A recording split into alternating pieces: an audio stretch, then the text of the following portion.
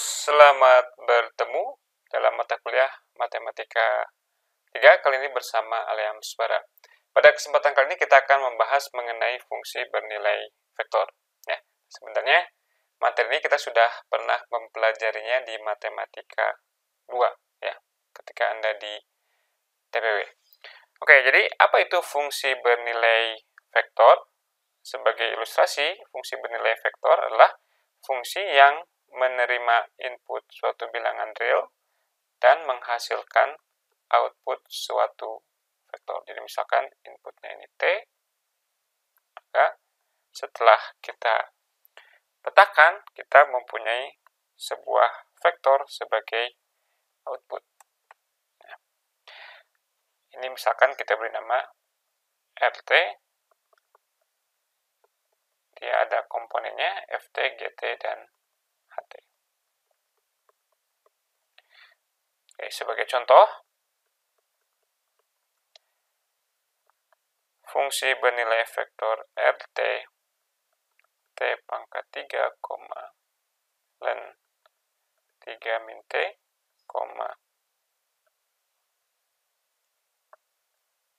akar T. Oke. Nah, ini masing-masing fungsi ini disebut sebagai fungsi komponen. Fungsi komponennya kita akan menggunakan konvensi bahwa komponen yang pertama kita tuliskan sebagai FT, kemudian yang kedua GT, dan yang ketiga adalah HT. HT-nya adalah akar T. Nah, sebagaimana dengan fungsi bernilai bilangan, jadi fungsi yang inputnya bilangan dan outputnya bilangan, untuk fungsi bernilai vektor kita juga akan bisa melakukan kalkulus terhadapnya. Apa melakukan kalkulus terhadapnya? Kita bisa melakukan perhitungan limit, penghitungan turunan, kemudian ada notion kekontinuan, kemudian juga kita bisa mengintegralkan fungsi bernilai vektor. Nah, untuk limit fungsi bernilai vektor, bagaimana kita mendefinisikannya? Jadi untuk limit, kalau kita punya fungsi bernilai vektor RT, yang komponen-komponennya adalah FT, GT, dan HT, maka limit T menuju A dari RT, nah, ingat bahwa si masing-masing komponennya ini fungsi bernilai bilangan real seperti biasa yang kita pelajari di Matematika 1A, ya. Nah, untuk limit fungsi bernilai vektor kita akan definisikan sebagai vektor yang komponen-komponennya adalah limit dari masing-masing fungsi komponen ini. Jadi, si komponen yang pertamanya kita hitung limit dari FT. Dan kita lakukan untuk komponen kedua dan ketiga juga. Mudah saja seperti itu, ya. Ini pendefinisiannya seperti itu. Jadi, limit fungsi bernilai vektor kita dapatkan dengan melimitkan masing-masing komponennya. Sesederhana itu. Oke, kita lihat contoh. Misalkan kita punya fungsi bernilai vektor RT yang komponen-komponennya adalah 1 ditambah T kuadrat, kemudian T E min T, dan sin T per T. Nah, selain kita bisa menuliskannya dalam notasi komponen vektor seperti ini, kita juga bisa tuliskan dia sebagai kombinasi linear dari vektor IJK. Yang seperti biasa, IJK adalah vektor satuan dalam arah sumbu X positif, vektor J adalah vektor satuan dalam arah sumbu Y positif, dan vektor K adalah vektor satuan dalam arah sumbu Z positif. Jadi 1 tambah T kuadrat I ditambah TE min T J ditambah sin T per T K. Seperti tadi, kalau kita misalkan ingin menghitung limit T menuju 0 dari RT, ya kita limitkan aja masing-masing komponennya. Limit T menuju 0, ini kayaknya di buku 1 ditambah T pangkat 3. Kita ikut aja secara persis, secara di buku ya. 1 tambah T pangkat 3, kemudian kita hitung limit komponen yang kedua, dan kita hitung limit komponen yang ketiga. Oke, gimana hasil limitnya? Ketika T menuju 0, 1 tambah T pangkat 3 tentunya menuju 1. Kemudian ketika T menuju 0, ini kita akan dapatkan 0 dikali 1. Jadi untuk komponen yang kedua dia menuju 0. Ya, 0 dikali 1. Kemudian kita ingat bahwa ketika T menuju 0, sin T per T menuju berapa? Menuju 1 ya. Oke, jadi kita tuliskan ini 1, 0, 1. Atau dalam notasi sebagai kombinasi linear dari vektor IJK, ini sama aja dengan vektor I ditambah vektor K. Ya. Oke, kita lanjutkan. Nah, seperti yang kita sudah singgung sebelumnya, untuk fungsi bernilai vektor, kita juga punya istilah kekontinuan dari fungsi bernilai vektor tersebut. Bagaimana cara kita mendefinisikan kekontinuan? Karena tadi limit kita definisikan komponen per komponen, demikian juga untuk kekontinuan kita definisikan komponen per komponen. Ya, jadi fungsi RT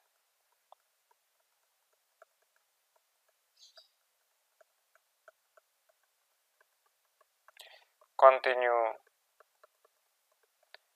di T sama dengan A, jika dan hanya jika, gimana? Jika dan hanya jika masing-masing komponennya kontinu juga di T sama dengan A. Ft, Gt, Ht kontinu di T sama dengan A. Nah, kita ingat bahwa kekontinuan untuk fungsi bernilai real, suatu fungsi Ft kontinu kalau apa? Kontinu di T sama dengan A kalau limitnya sama dengan nilai fungsinya. Nah, tadi si limit fungsi bernilai vektor kita nyatakan sebagai, atau kita hitung dengan cara melimitkan masing-masing komponennya. Nah, maka si kekontinuan juga bisa kita definisikan. Jadi RT sama dengan Ft, Gt, Ht. Ini kan kalau misalkan F, G, dan H ini kontinu di T sama dengan A, berarti limit F, limit G, dan limit H sama dengan nilai fungsi dari FGH di T sama dengan A. Ya. Nah, akibatnya, kalau kita substitusikan T sama dengan A, kita punya vektor FA, GA, HA. Ya, jadi kita bisa juga definisikan seperti ini. LT kontinu di T sama dengan A jika limit T menuju A dari RT sama dengan RA. Dan ini sejalan dengan pendefinisian yang kita punyai untuk fungsi bernilai real. Yani kalau limit fungsinya sama dengan nilai fungsinya. Ini juga persis seperti itu. Jadi limit dari RT ketika T menuju A sama dengan nilai fungsi R di T sama dengan A. Ya. Oke, kita akan lihat beberapa contoh dari fungsi bernilai vektor ini. Nah, bagaimana tafsiran geometris dari fungsi bernilai vektor?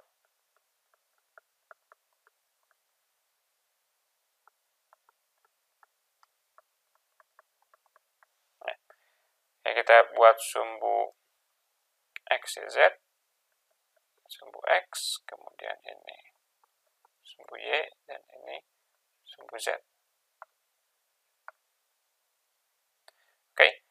Nah, si fungsi bernilai vektor dapat kita tinjau sebagai sebuah kurva di ruang. Ya. Seperti ini. Jadi misalkan di suatu T tertentu, di sini, ya, ini kita punya vektor ini.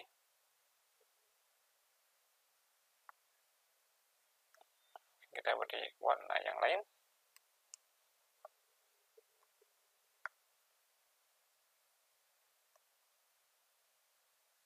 Ya. Jadi mungkin di sini inputnya nggak digambarkan, ya. Yang digambarkan hanya outputnya aja. Jadi ini si titik-titik pada kurva ini menyatakan semua RT untuk T yang mungkin. Ya. Jadi ini RT sama dengan FT, GT, HT. Oke. Nah, contoh kurva di ruang yang paling sederhana adalah apa? Adalah garis di ruang. Ya.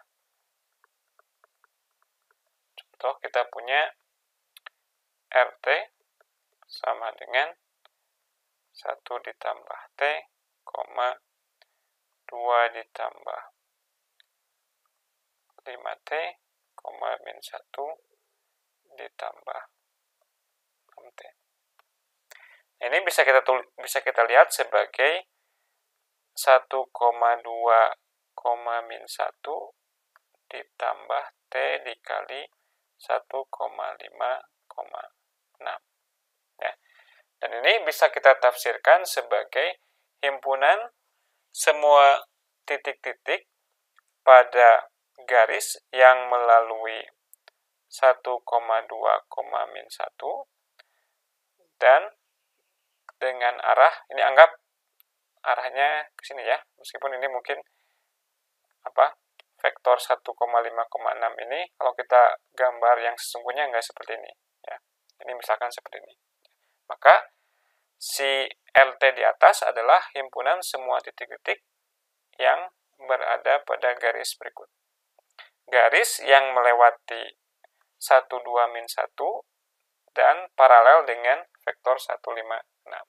Inilah si RT-nya. Ya. Kemudian contoh yang lain yang menarik misalkan adalah apa yang disebut sebagai kurva helix. Ya. Ini kita definisikan RT sama dengan cos T, sin T, T. Okay. Nah, kita lihat bahwa si komponen FT dan GT-nya, ya, di FT-nya sama dengan cos T, dan GT-nya sama dengan sin T. Kalau kita kuadratkan masing-masing menurut sifat cos dan sin, cos kuadrat ditambah sin kuadrat sama dengan 1. Ya. Ini menunjukkan bahwa si komponen X dan komponen Y-nya selalu memenuhi X kuadrat ditambah Y kuadrat sama dengan 1. Nah, sekarang bagaimana gambar dari persamaan X kuadrat tambah Y kuadrat sama dengan 1 di ruang? Ya. X kuadrat tambah Y kuadrat sama dengan 1 di ruang. Ini berbentuk apa? Silinder. Ya. Kenapa berbentuk silinder? Karena misalkan ketika Z sama dengan 0, kita punya X kuadrat tambah Y kuadrat sama dengan 1 itu adalah sebuah lingkaran yang berada di sumbu XY seperti ini. Nah, tapi di sini nggak ada Z-nya. Artinya apa? Artinya si lingkaran ini bisa kita geser ke atas dan ke bawah. Ya. Jadi kita geser ke atas dan ke bawah, sehingga kita akan punya sebuah silinder seperti ini. Ya, sebuah silinder. Oke. Nah, ini artinya apa? Artinya karena si komponen X dan komponen Y-nya memenuhi X kuadrat tambah Y kuadrat sama dengan 1, maka titik-titik yang berada pada lintasan RT ini, dia akan berada pada si silinder. Ya. Jadi kalau kita gambarkan, misalkan ketika T sama dengan 0, ketinggiannya adalah 0 di sini. Kemudian ketika T sama dengan 1, tingginya dia 1, mungkin di sini. Ya. Jadi dia akan melingkar ke sini, ke dalam. Kemudian ini. Ya. Dan selanjutnya seperti itu. Ya.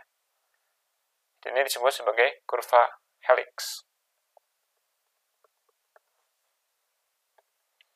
Oke, berikutnya kita akan break dulu. Kita akan mengecek seberapa banyak yang Anda pahami. Dosen Anda masing-masing akan memberikan soal untuk mengetes pemahaman Anda. Ya. Oke, silakan. Oke, kita lanjutkan. Berikutnya kita akan melihat bagaimana kita bisa menuliskan suatu segmen garis sebagai fungsi bernilai vektor dan juga sebagai fungsi parameter. Ya. Jadi misalkan kita punya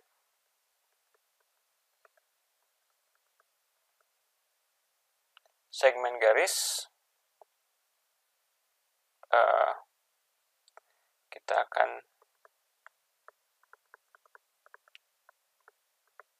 nyatakan segmen garis yang berpangkal di suatu titik, katakanlah pangkalnya di titik P,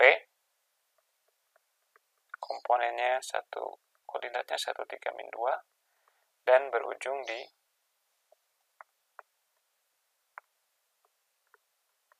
Q.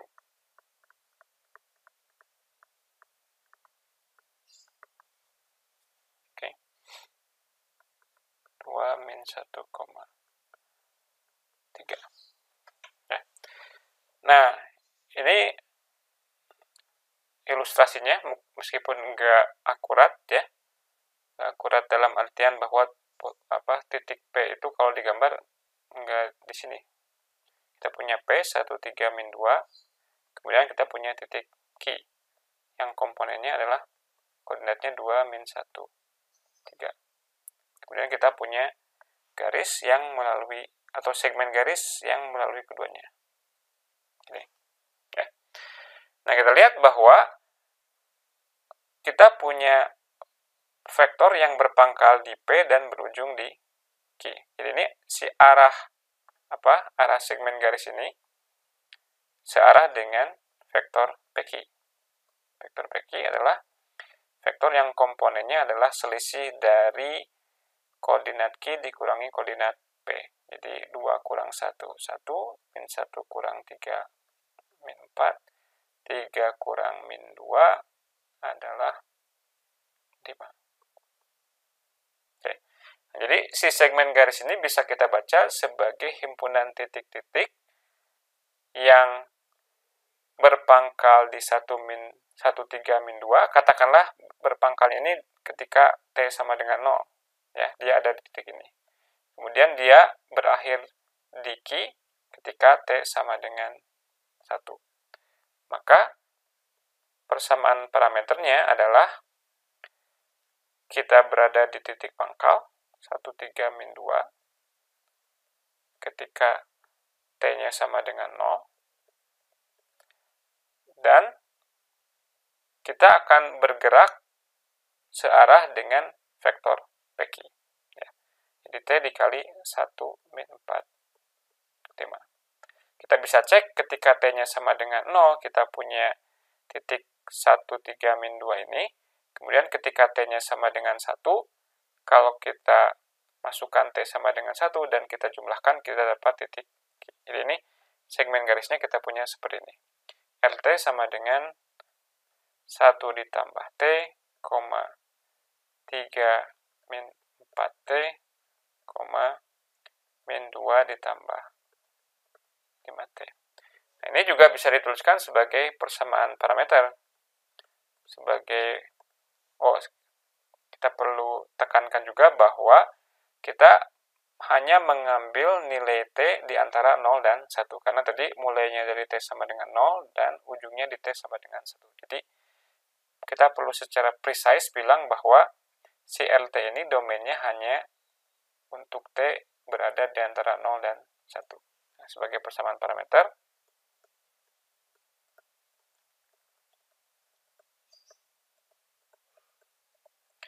X sama dengan 1 tambah T, Y sama dengan 3 min 4T, Z sama dengan min 2 ditambah 5T, dengan T-nya di antara 0 dan 1. Oke, kita lanjutkan dengan turunan dan integral dari fungsi bernilai vektor. Nah, turunan dari fungsi LT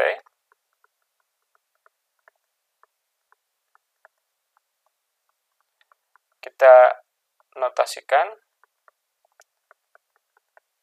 sebagai DDT dari LT, atau sama juga R aksen T. Dan ini didefinisikan sebagai limit, ini misalkan R aksen T limit dari, ya mirip pendefinisian limit untuk fungsi satu variabel, ya limit H menuju 0, kemudian kita punya R dari T tambah H dikurang RT dibagi dengan H. Oke. Nah, kita ingat bahwa tadi ketika kita menghitung limit, kita lakukan komponen demi komponen. Ya, jadi kalau misalkan si LT-nya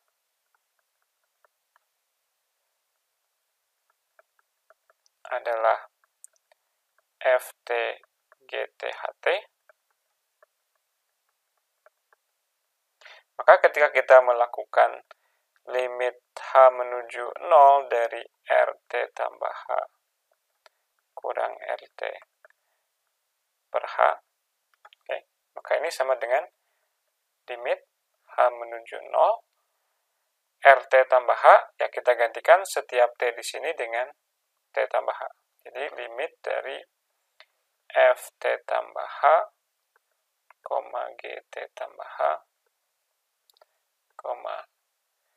ini ada H dua-duanya. Oke, mungkin ini kita ganti dulu dengan pakai H, pakai P misalkan, ya.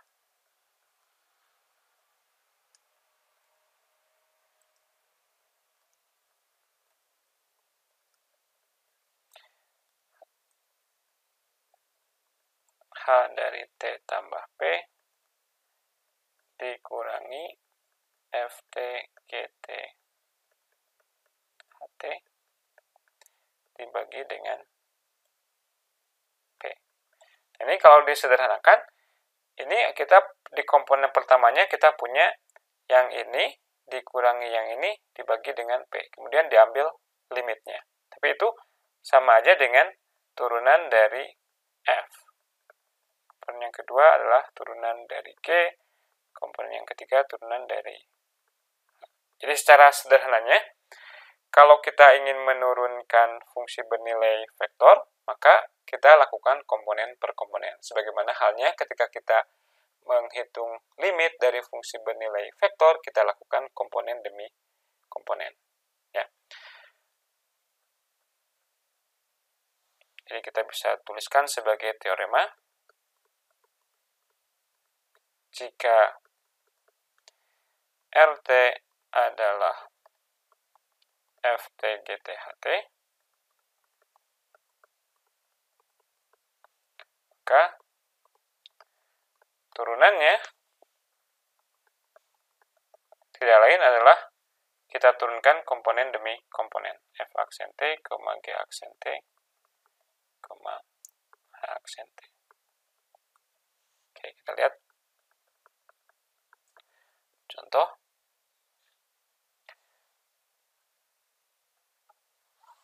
Misalkan tentukan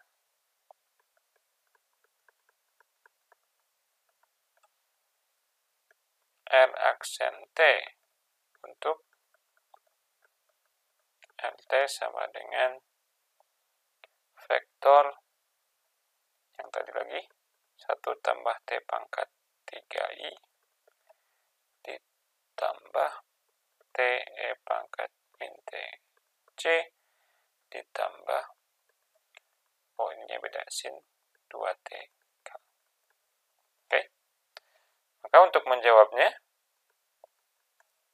ya kita turunkan aja komponen yang pertamanya apa, 1 tambah T pangkat 3, kalau kita turunkan dia menjadi 3T kuadrat dalam komponen I ditambah turunan ini kita perlu gunakan aturan perkalian, E pangkat min T ditambah T, kemudian kita turunkan E pangkat min T, turunannya adalah min E pangkat min T, jadinya dikurang T E min T J turunan sin 2T adalah 2 cos 2T. Oke, seperti ini. Ya.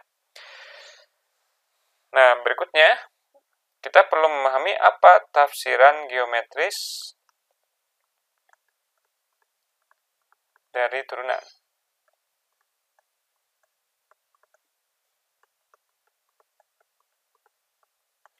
Ingat tadi, katakanlah kalau kita ingin menghitung turunan di titik tertentu, atau secara umum aja, R aksen T itu adalah limit delta T menuju 0, RT tambah delta T dikurangi RT per delta T, seperti ini. Ya. Oke, kita ingat bahwa si RT itu seperti lintasan gini. Oke. Kemudian pada saat T kita punya vektor RT di sini.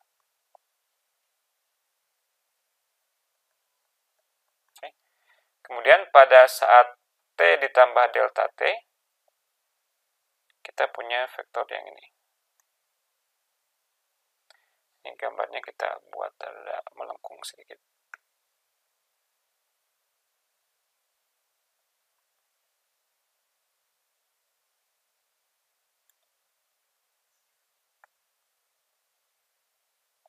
Inilah.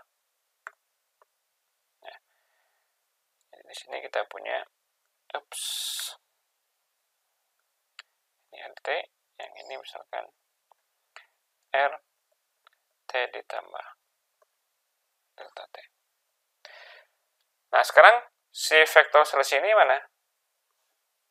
Vektor selisih itu ya vektor yang ini.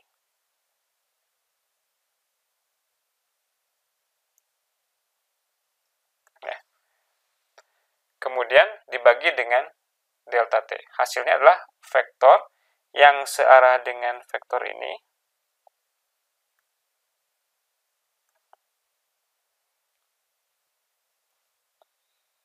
akhirnya vektor yang searah dengan vektor ini. Nah, sekarang ketika delta T-nya kita buat menuju 0, maka si vektor yang biru ini dia lama-kelamaan arahnya akan mendekati arah vektor singgung. Nah, ini vektor singgung. Ini ada susah gambarnya. Mungkin kita buat gini. Katakanlah menyinggungnya di sini. Ya. Ini adalah R aksen T, ya. Oke. Jadi yang perlu kita ingat di sini adalah bahwa arah dari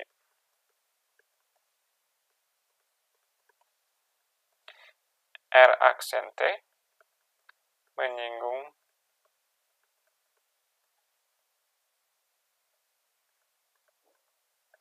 kurva. Ya.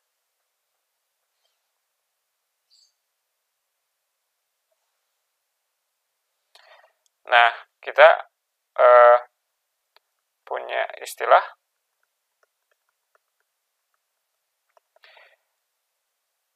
vektor singgung satuan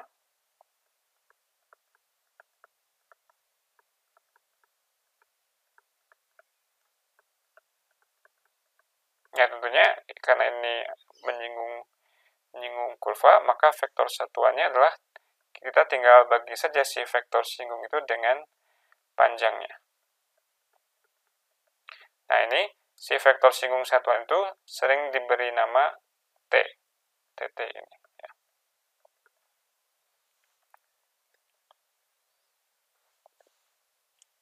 Oke, kita akan lakukan checkpoint yang kedua.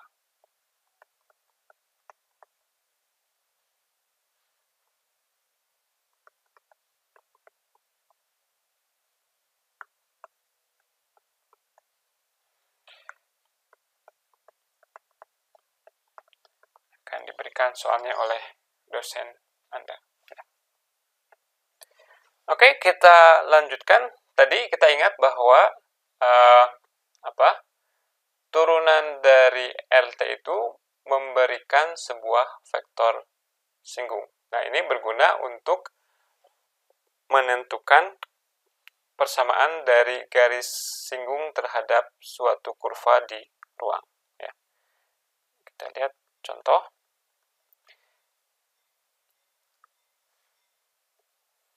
Oke, kita punya persamaan parameter dari suatu helix. Ini meskipun helixnya nggak sama persis dengan helix pada contoh sebelumnya, ini disebut helix juga karena dia berada pada silinder, jadi kurvanya berada pada silinder dan dia kayak berputar mengelilingi si silinder tersebut. Kita ingin mencari persamaan parameter dari garis singgung terhadap kurva helix ini di titik 0,1, pi per 2. Oke, kita akan jawab. Nah, untuk bisa mendapatkan persamaan garis, kita memerlukan arah dari garis tersebut. Dan sedangkan si arah dari garis singgung diberikan oleh vektor singgung. Ya. Jadi pertama kita tuliskan si persamaan helixnya. Tulis kurva helix dengan notasi RT sama dengan 2 cos T, sin T, T. Kemudian kita turunkan, maka R aksen T sama dengan min 2 sin T, cos T, 1. Dan R aksen di titik. Ketika kita perlu lihat titik ini itu dicapai ketika T sama dengan apa. Oke. Mungkin perlu kita tuliskan di awal. Titik 0,1, pi per 2 terjadi di T sama dengan berapa? Pi per 2. Ya. Anda bisa cek kalau disubstitusikan T sama dengan pi per 2 ke persamaan parameter ini, kita dapatkan 0,1, pi per 2. Nah, berarti kita ingin menghitung R aksen di titik pi per 2. Berarti substitusikan pi per 2 ke sini, hasilnya apa? Min 2,1,1. Jadi, si min 2,1,1 ini adalah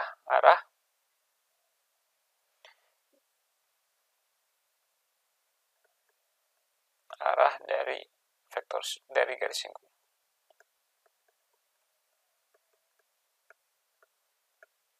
Jadi yang perlu kita cari sekarang adalah persamaan garis yang melalui titik 01 pi per 2 dengan arah ini. Jadi persamaan garis yang dicari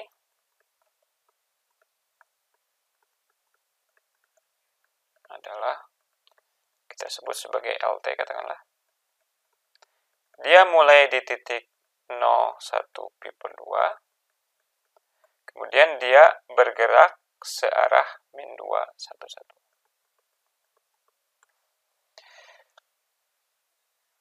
Yang dapat dituliskan sebagai persamaan parameter. Apa jadi persamaan parameternya? Ya, kita lihat komponen X-nya adalah min 2T, Y-nya 1 ditambah T, dan Z-nya adalah pi per 2 ditambah T. Ini persamaan garis singgung yang diinginkan. Persamaan garis singgung dalam bentuk persamaan parameter. Oke, kita lanjutkan. Nah, untuk penurunan fungsi bernilai vektor ini kita punya beberapa aturan turunan. Beberapa diantaranya mirip dengan aturan turunan yang kita kenal untuk fungsi bernilai real. Ada juga yang agak sedikit baru, ya. Misalkan untuk yang pertama, kalau kita punya dua fungsi bernilai vektor, maka turunan dari penjumlahan kedua fungsi ini adalah kita turunkan masing-masing, kemudian kita jumlahkan. Ya. Jadi yang ini nggak masalah, ya. Ini normal-normal saja. Kemudian untuk yang kedua, kita kalikan dengan konstan. Ini juga serupa dengan fungsi bernilai real, ya. Konstan dikali fungsi bernilai vektor, turunannya adalah konstan dikali turunan dari fungsi bernilai vektor tersebut. Oke. Nah, ini kemudian ada beberapa analog dari aturan perkalian. Yang pertama adalah kalau kita kalikan fungsi bernilai vektor dengan fungsi bernilai real. Hasilnya seperti ini, seperti aturan perkalian. Yang berikutnya, kalau kita dot produkkan, maka hasil turunannya juga serupa dengan aturan perkalian. Yang ketiga, kalau kita lakukan cross product, hasilnya juga mirip-mirip dengan aturan perkalian. Jadi dalam masing-masing situasi kita pertahankan. Kalau tadinya hasil kali titik, di sini juga hasil kali titik. Maaf, ini ada hasil kali titiknya harusnya. Koefisien T dot PT, UT dot koefisien T.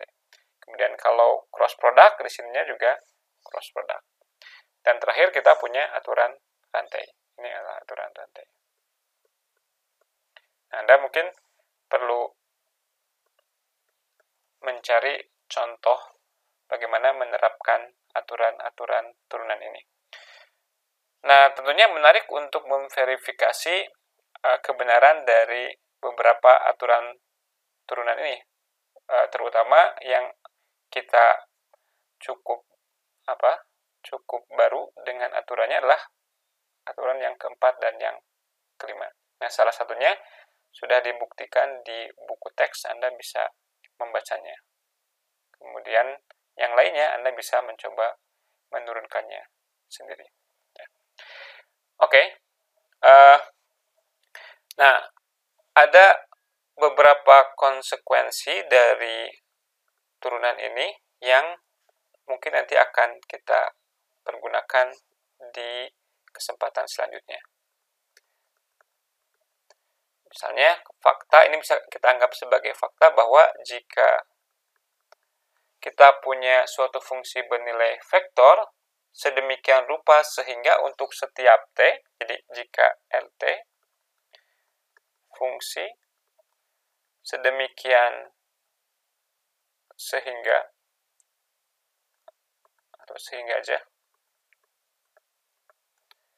sehingga panjang dari RT ini selalu konstan untuk setiap T, maka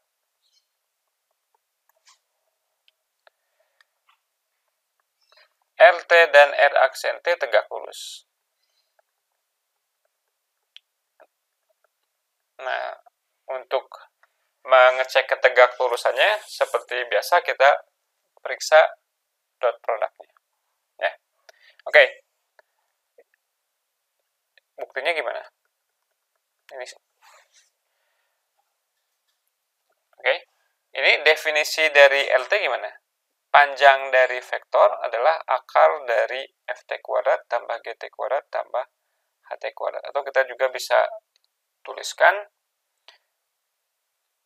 si rt kuadrat ini akan sama dengan c kuadrat. Tapi rt kuadrat ini sama aja dengan perkalian dot produk LT dengan dirinya sendiri. Ya.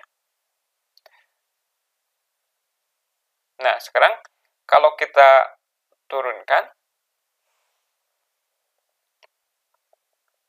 d per dt dari LT dot LT ini sama aja dengan turunan dari C kuadrat. Nah, yang ruas kiri kalau kita turunkan dengan menggunakan aturan perkalian untuk dot produk, hasilnya apa? Hasilnya adalah kita turunkan yang pertama, didotkan dengan yang kedua, ditambah kita biarkan yang pertama, kemudian kita dotkan dengan yang turunan yang kedua. Sedangkan turunan dari konstan adalah 0. Yang ini dengan yang ini sama-sama R dot R aksen. Jadi ada dua kalinya.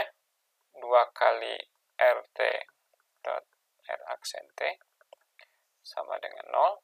Berarti LT didotkan dengan R aksen T sama dengan 0. Ini artinya RT tegak lurus dengan R aksen T. Oke, dan ini fakta yang cukup penting. Misalkan contoh kurva yang memenuhi ini apa? Misalkan kalau kita punya RT-nya menyatakan lingkaran. Ya. Karena ini sumbu X saja, ini sumbu Y, misalkan ini. Ini hanya berada di sumbu XY, berarti katakanlah RT-nya misalkan cos T, sin T, 0. Ini. Ya. Nah, kita lihat bahwa ini secara geometris, ini kalau misalkan jari-jarinya, misalkan berapa? 1 gini, ya. Berarti setiap kali kita punya vektor yang ujungnya berada pada lingkaran itu, dia panjangnya 1. Berarti si kurva RT ini memenuhi panjangnya sama dengan 1. Berarti konsekuensinya, seperti apa yang barusan kita buktikan, ini kita punya LT-nya akan tegak lurus dengan R aksen T. Ya. Oke, terakhir, sebagai penutup, karena tadi ketika kita mendefinisikan limit, kita hitung komponen demi komponen, kemudian juga turunan kita hitung komponen dengan komponen, demikian juga untuk integral. Ya. Jadi, jika RT sama dengan FT GT HT, maka integral dari LT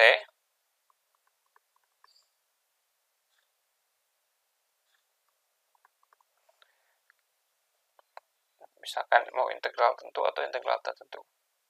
Integral tentu aja ya, karena ini sebagai integral Riemann.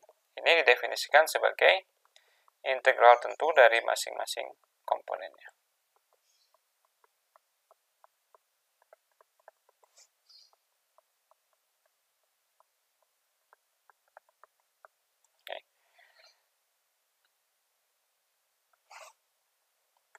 Sebagai contoh,